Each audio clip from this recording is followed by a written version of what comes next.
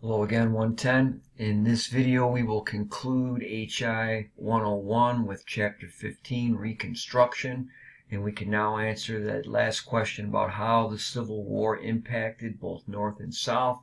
In the aftermath, there are many questions. There is development in the North, the captains of industry, the old argument between Hamiltonians and Jeffersonians has been solved. The commercial capitalist class has become the elite of the country, and the old southern plantation elite has now been destroyed. Their wealth has been eradicated, vanished, as the South is very devastated because most of the fighting took place there. And it's going to take many years before that economy recovers. We talked about the Morrill Land Grant and Homestead Acts already. Also, there is another high tariff implemented, and this will be a plank of this third political party era, the dominance of the modern Republican Party. This will be validated again in 1896 with the election of McKinley, but this third era, the high tariff, will be the main basis of revenue for the government. The income tax is abolished at the end of the Civil War. And there is funding for the Transcontinental Railroad, which will be completed in 1869. Much public and private property was destroyed in the South. The currency is worthless. They had $4 billion invested in the slave economy, and it's completely wiped out.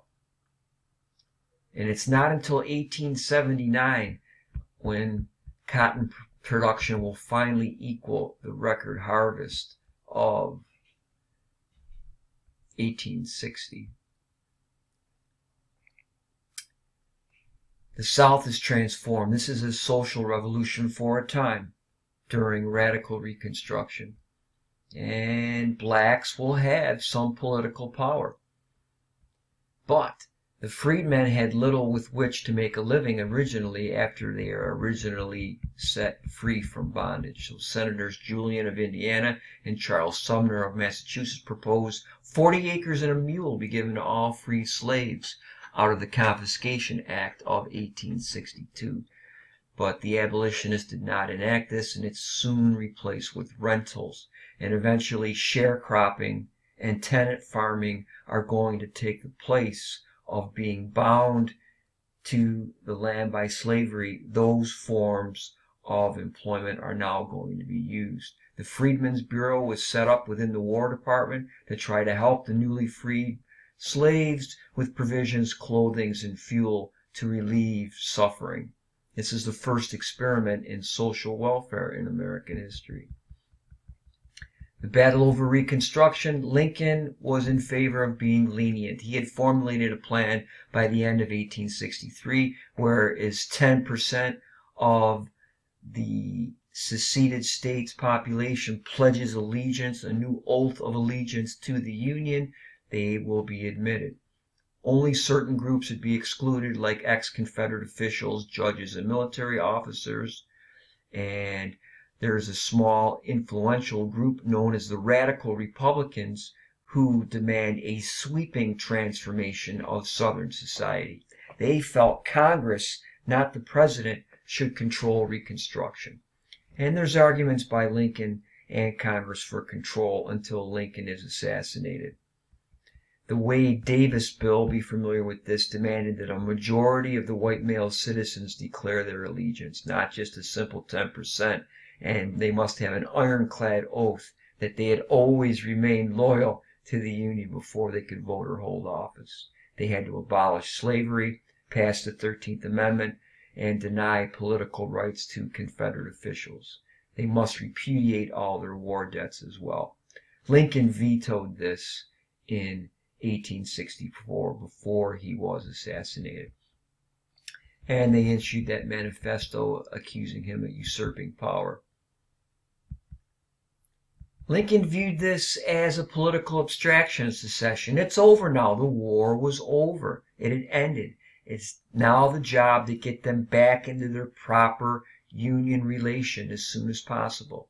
He didn't favor persecution or a radical transformation of society. He did not think that that was something that could be done quickly. That's something that has to evolve over time. And he's assassinated in April of 1865. Here are the conspirators: Payne, Harold, Mr. Surratt. Mary Surratt ran the boarding house where all these folks met. And George Surratt were also hanged. Booth allegedly escaped and was caught, and he burned to death in a barn in Virginia where he was holed up and where he was holding out. And they set fire to it and burned him alive. The doctor who set Booth's broken leg after he jumped from this balcony of Ford's Theater, Dr. Howard Mudd, also received a life sentence. And his name is Mudd. It became a metaphor in the American English language for "you're doomed." Johnson's plan was very similar. You must pass the 13th Amendment. They must repudiate their debts. And most southern states would meet Johnson's requirement. Anybody who owned more than $20,000 worth of property before the war was excluded from being pardoned. So he was attempting to punish some of the planter elite as well. But the Congress in 1865 and late 1865 refused to seat these senators and congressmen because they had elected a lot of the same officials, including the former Vice President Alexander Stephens of the Confederacy. And many states had passed black codes, which severely restricted movement of blacks within society. This is the forerunner of the segregated society that is going to come about by the end of the 19th century. In 1866, the radicals are swept into power, and now it's going to be a whole different situation for the next 10 years. Thaddeus Stevens and Charles Sumner are the leaders of the radical Republicans. Stevens in the House, Sumner in the Senate. They believe that the whole fabric of Southern society must be changed.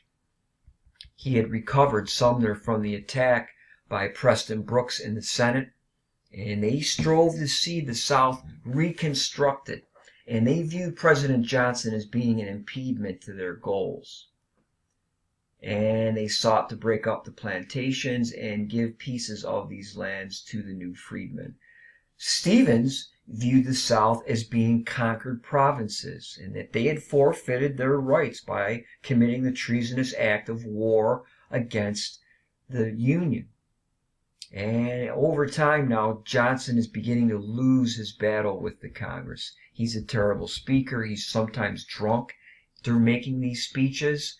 And the Republicans gained 2/3 vote in both houses.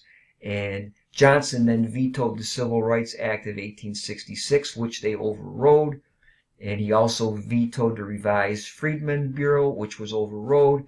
And his public support, he can't go public and gain support because most of the public at this time supports these ideas of Reconstruction. One of the big ones being the 14th Amendment. It had 4 purposes. It confirms citizenship for all, irregardless of race. It forbids any state from abridging privileges and immunities of citizens. It guarantees Fifth Amendment rights of due process, and most importantly, it guarantees equal protection of the laws for all races, creeds, and colors. Tennessee was the first to ratify, and many other southern states resisted for a time, but by 1870 they were forced to pass this to get back into the Union. Congressional Reconstruction will be carried out. Johnson could not stop this with his speaking program, and it would pass. And there is 3 basic laws of the Congressional Reconstruction Act that was passed in 1867. The command of the Army: all orders from the President must go through General Grant. So they are usurping the Commander-in-Chief hat that the president wears. And they are giving these orders now to General Grant instead of the president. That is of dubious constitutionality. The Tenure of Office Act, the Senate must approve anybody being removed from office. The Military Reconstruction Act was part of this, which gave 5 military commanders in the South ultimate control over law enforcement. And they also must allow blacks to vote. That's the 15th Amendment, and they must pass the 14th Amendment, as I just mentioned. And they divided the South into 5 military districts, and the Union armies then occupied the South. This is the second reason why Northerners are despised for the South. The North occupied the South for 10 years after the Civil War. Not only Sherman's march to the sea, but the establishment of military districts also created a long-lasting hatred of Yankees. In 1868, they removed the power of the Supreme Court to review cases under military reconstruction. And in Texas versus White, the court ruled that the Congress had the right to reframe state governments. Eventually, the radicals decided that Johnson needed to be removed from office because he continued to pardon former Confederates, and he castigated the radicals as a gang of cormorants, who was somebody considered greedy, and he believed that they had been fattening themselves upon the land. And by removing Edwin Stanton, the Secretary of War, he violated the Tenure of Office Act. They passed 11 articles of impeachment, but in the Senate trial, there was 1 vote short to convict. And eventually this Tenure of Office Act is ruled unconstitutional. He's not wrong about that. But his presidency was crippled. It was already weak, and he lost all power and influence. He sought the Democratic Party nomination in 1868, but he didn't get it. The radicals made political mistakes by doing this. This damaged the prestige of the office of the presidency, but Johnson didn't make any further attempts to impede Reconstruction programs for the remainder of his term in office. With the election of Grant in 1868, Republican rule in the South began in earnest. 7 states were readmitted in 1868. Georgia was readmitted upon ratification of the 15th Amendment, and later that year, in 1870, those last 3 states came in. The Union League was founded to rally support for the federal government, and they will enroll many blacks and loyal whites in the South, and this is a big source of Republican strength for a time in the Deep South. And all unreconstructed whites despise the Union League. There were many freed slaves and Southern blacks active in Reconstruction, and many of them had been ex-soldiers. Many had been taught how to read and write, and they had a strong sense of nationalism. And many will help to establish their own separate churches. There are 1.3 million Black Baptists by 1890. Marriages are now allowed, legally allowed again. As mentioned, sharecropping will become the main way of life for most ex-slaves, or tenant farming. Black schools were established, such as by Mary McLeod Bethune, who was the 17th child of a former slaves, and she later founded Bethune-Cookman College in Daytona Beach, Florida. They were introduced suddenly into Southern politics. Many rose to high positions, such as Pinckney B.S. Pinchback, a Northern black and a former Union soldier, was lieutenant governor in Louisiana for a time. Carpetbaggers were Northerners who went south looking for economic opportunity, and many became rich businessmen. Scalawags were Southern white Republicans who cooperated, and they were despised by unreconstructed whites. Former Confederate General Longstreet became a cotton broker and a Republican in Louisiana. What is the radical Republican record? They required universal male suffrage. They reapportioned legislatures based on population, and more state offices became elective. And they helped establish some of the first state-supported public schools. 600,000 blacks were enrolled by 1877. More attention was paid to the poor. Orphanages were established. Institutes for the disabled or for the mentally ill. Roads, bridges, and railroads were repaired and built.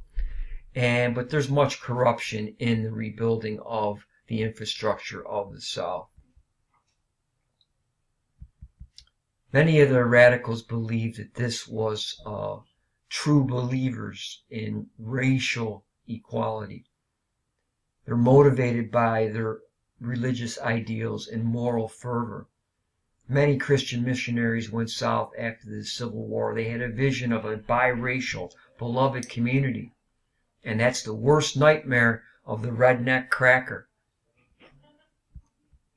But these people are on a sacred cause.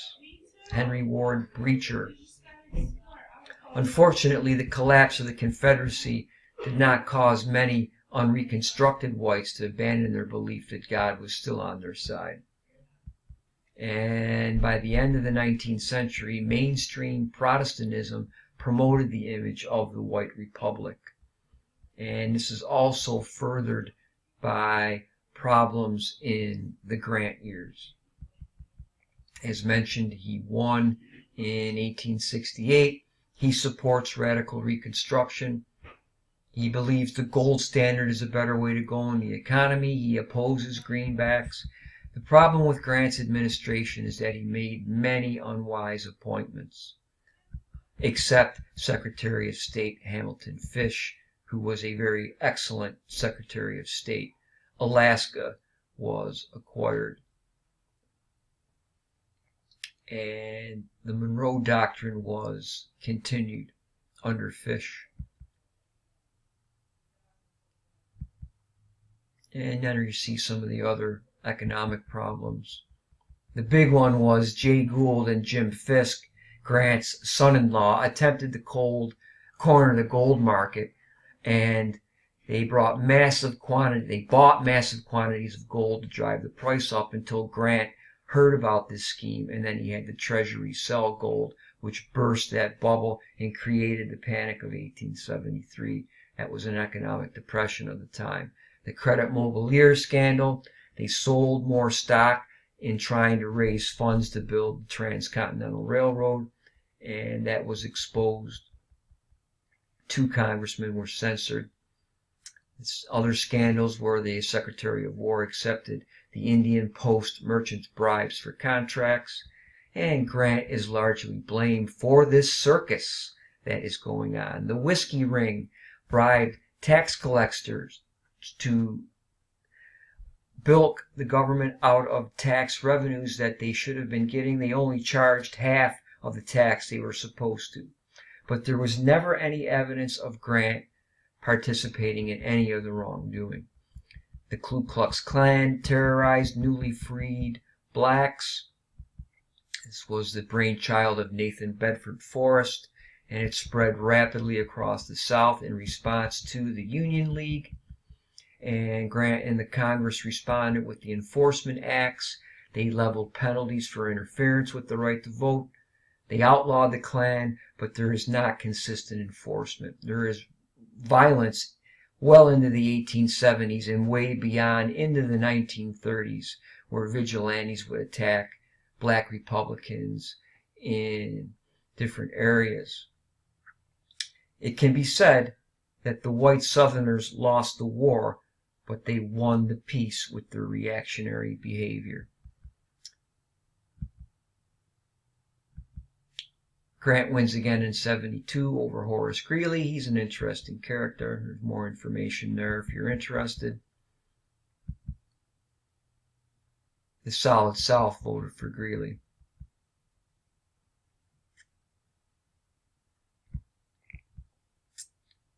Credit Mobilier and the gold, attempting to corner the gold market, contributed to the Panic of 1873. There's also a problem in Europe at this time which made it worse. And this was the worst depression in U.S. history at that point. It lasted the rest of the 1870s. With the Compromise of 1877, Reconstruction ended. There are disputed electoral college votes. Tilden won the popular vote, but he did not have a majority of the electoral college, which actually elects the president. There are disputed votes in those states, Florida, Louisiana, and South Carolina. Those disputed votes were given to Hayes, and the compromise was in return for ending the military occupation. The military districts were abolished. And once that was done, the legacy of Reconstruction will be that the civil rights of African Americans will end. The segregated society will be set up. These amendments are on the books. Slavery is still abolished, but with sharecropping and tenant farming, blacks will once again be retied to the soil. And it's not going to be until the 1950s that these amendments are going to be enforced on the books. So ends Reconstruction, and American Nation won.